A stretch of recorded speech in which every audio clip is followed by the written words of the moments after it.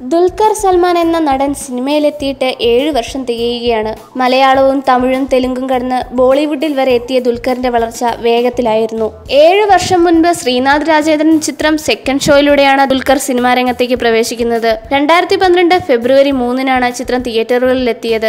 അഭിനയത്തിന്റെ 7ാം വർഷത്തിലെത്തി നിൽക്കുമ്പോൾ തനിക്ക് നൽകിയ സ്നേഹത്തിനും പിന്തുണയ്ക്കും ആരാധകരോട് നന്ദി പറയുകയാണ് ദുൽഖർ. ഫേസ്ബുക്ക് പേജിലൂടെ പങ്കുവച്ച കുറിപ്പിലാണ് ദുൽഖറിന്റെ നന്ദി പ്രകടനം. എന്റെ ആദ്യ ചിത്രം റിലീസ് ചെയ്തിട്ട് ഇന്ന് 7 വർഷം തികയുന്നു. ഒരു വിരോധാഭാസം എന്ന പോലെ അതിന്റെ പേര് സെക്കൻഡ് ഷോ എന്നായിരുന്നു. ആ ചിത്രത്തിൽ അഭിനയിക്കുന്ന സമയത്ത് അനുഭവിച്ച അത്രയും ഭയം ഒരിക്കലും എൻ്റെ ജീവിതത്തിൽ ഞാൻ അനുഭവിച്ചിട്ടില്ല. അനാവശ്യമായ സമ്മർദ്ദമായിരുന്നു അന്ന് ഞാൻ എനിക്കുമേൽ ചെലുത്തിയത്. ഒരു ചുവട് പോലും തെറ്റായി പോകരുതെന്ന തോന്നലായിരുന്നു. അതിലുപരി എൻ്റെ മാതാപിതാക്കൾക്ക് ഒരിക്കലും നാണക്കേടാവരുതെന്നും. മമ്മൂട്ടിയുടെ വലിയ ഫാനാണ് ദുൽഖർ സൽമാൻ. മമ്മൂട്ടി ചെയ്ത സിനിമകളിൽ ദുൽഖറിന് ഏറ്റവും പ്രിയം സാമ്രാജ്യവും ന്യൂഡൽഹിയുമാണ്. സാമ്രാജ്യവും ന്യൂഡൽഹിയും ദുൽഖർ പലതവണ ആവർത്തിച്ച് കണ്ടിട്ടുണ്ട്.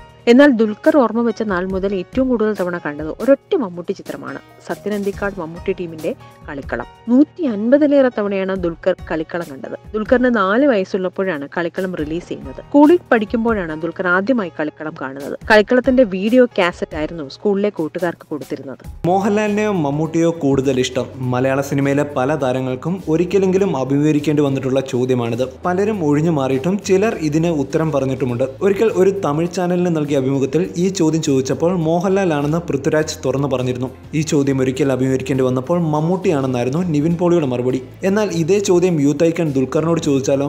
എന്താണെങ്കിലും ഏഷ്യാനെറ്റ് അവാർഡ് സ്വീകരിച്ച് സംസാരിക്കവേ തൻ്റെ ഇഷ്ടനടൻ മോഹൻലാൽ ആണെന്ന് ദുൽഖർ പറഞ്ഞു എന്ന രീതിയിലാണ് ഇപ്പോൾ വാർത്തകൾ പ്രചരിക്കുന്നത്. ദുൽഖറിന് ബെസ്റ്റ് ക്രിറ്റിക്സ് അവാർഡ് നൽകിയത് മോഹൻലാൽ ആയിരുന്നു. അവാർഡ് നൽകിയപ്പോൾ ദുൽഖറിനെ കുറിച്ച് വാചാലനായിരുന്നു മോഹൻലാൽ. അവാർഡ് ഏറ്റുവാങ്ങി ദുൽഖർ ഇങ്ങനെ പറഞ്ഞെന്നാണ് ഇപ്പോൾ വാർത്തകൾ പ്രചരിക്കുന്നത്.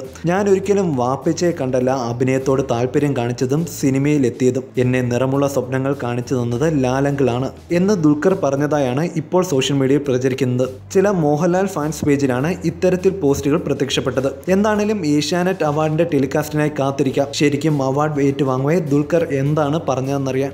ായാലും കാറായാലും താരങ്ങൾ സ്വന്തമാക്കാൻ ശ്രമിക്കുന്നത് ഏറ്റവും വില കൂടിയവയായിരിക്കും. ദുൽഖർ സൽമാനും കാറുകളോടും ബൈക്കുകളോടുമൊക്കെ ഒരു പ്രത്യേക ഇഷ്ടമുണ്ടെന്ന് ആരാധകർക്കെല്ലാം അറിയാം. ദുൽഖർ സൽമാന്റെ ഏറ്റവും പുതിയ ചിത്രമായ ജോമോന്റെ സുവിശേഷങ്ങളിൽ താരം എത്തുന്നത് ട്രയംഫിന്റെ ബോൺവില്ലെ ബൈക്കിലാണ്. 2 വർഷം മുമ്പ് ദുൽഖർ ട്രയംഫിന്റെ ബോൺവില്ലെ ബേസ് മോഡൽ ബൈക്ക് സ്വന്തമാക്കിയത് 8 ലക്ഷം രൂപയ്ക്കാണ്. മറ്റ് മിനുക്കുമണികൾക്കായി ഒരു 3 ലക്ഷവും. BMW-ന്റെ GS 1200 മോഡൽ ബൈക്കും ദുൽഖറിന് സ്വന്തമായുണ്ട്. 36 ലക്ഷമാണ് ഇതിന്റെ വില.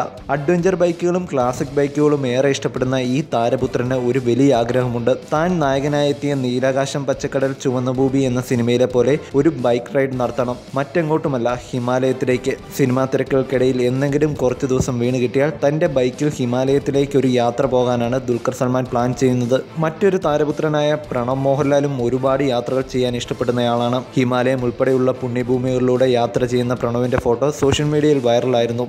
ദുൽഖർ സൽമാന്റെ സൂപ്പർ ഹിറ്റ് കഥാപാത്രം ചാർലിയുടെ റിയൽ ലൈഫ് വേർഷനാണ് പ്രണവ് മോഹൻലാൽ എന്ന രീതിയിലും ചർച്ചകൾ ഉണ്ടായിരുന്നു. You're watching me on metromatney.com.